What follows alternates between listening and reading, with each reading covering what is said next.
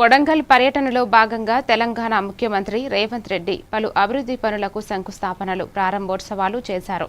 అనంతరం సుమారు 110 కోట్లతో నిర్మించనున్న శ్రీ వెంకటేశ్వర స్వామి ఆలయానికి భూమి పూజ నిర్వహించారు.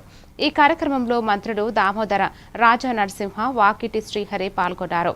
ఈ సందర్భంగా సీఎం రేవంత్ రెడ్డి మాట్లాడుతూ రాష్ట్రం గర్వించేలా పేదల తిరుపతిగా కొడంగల్ శ్రీవారి ఆలయాన్ని అభివృద్ధి చేస్తామన్నారు.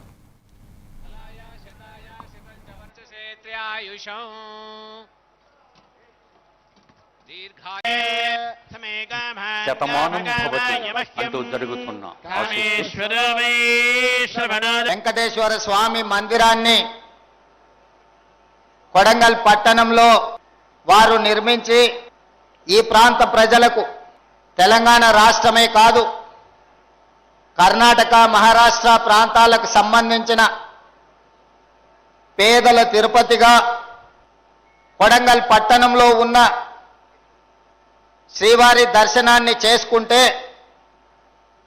తిరుమల తిరుపతి దేవస్థానాన్ని సందర్శించుకున్నట్టనే భావించే ఈ పేదల మందిరాన్ని తిరిగి పునర్నిర్మించే ఒక బృహత్తరమైన ఒక గొప్ప స్వామి కార్యాన్ని ఈనాడు దేవుడి ఆదేశం మేరకు మేమందరం వివిధ కార్పొరేషన్లకు సంబంధించిన చైర్మన్లు, వివిధ మున్సిపాలిటీలకు సంబంధించిన మున్సిపల్ చైర్మన్లు, కొడంగల్ శాసనసభ నియోజకవర్గానికి నన్ను శాసనసభ్యుడిగా గెలిపించడానికి తమ రక్తాన్ని చెమటగా మార్చి ఆనాడు మొట్టమొదటిసారి ఈ నియోజకవర్గంలో ఆశీర్వదించి ఆనాడు జెండా మోసిన ప్రతి నాయకుడు ఈరోజు ఈ వేదిక మీద ఆసీనులై ఈనాడు మన